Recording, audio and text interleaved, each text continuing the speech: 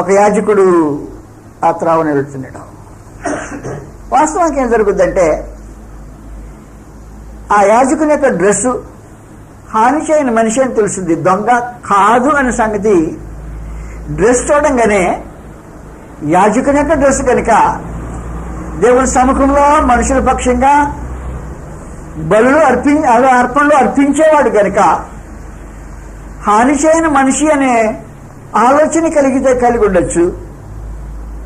దొంగలతో కొట్టబడి కొరప్రాణంతో గాయములతో బాధతో వేదంతో ఉండే మనిషి దూరంగా ఉండి వచ్చే యాజకుని చూసేటప్పటికి వాస్తవంగా ఏం జరుగుద్దంటే నిరీక్షణ, ఓహో మన యాజకుడు వస్తున్నాడు,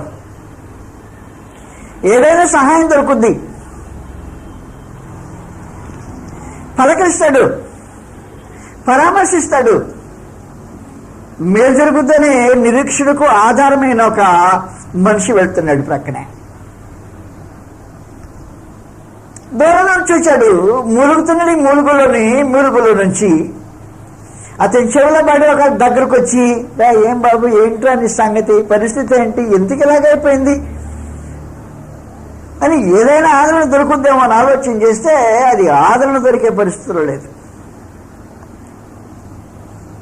తాను చూచినట్టు ఇతను చూచాడు, చూడనట్టుగా ముఖం తిప్పేసుకున్నాడు.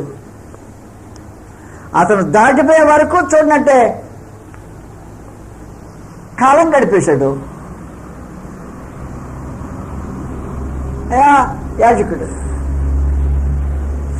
యాజకుడు సహాయం చేసే యాజకుడు కాదు,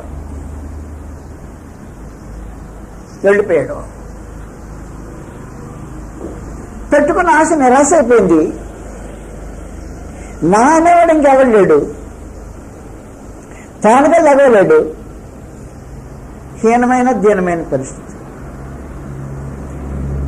ఎంతసేపు అయిందో నిజంగా నాకు తెలియలా.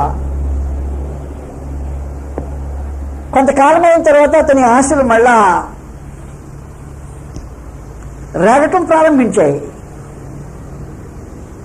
ఈసారి లేవీడు వస్తున్నాడు, పోనీ ఇతనైనా సహాయం చేస్తాడేమో.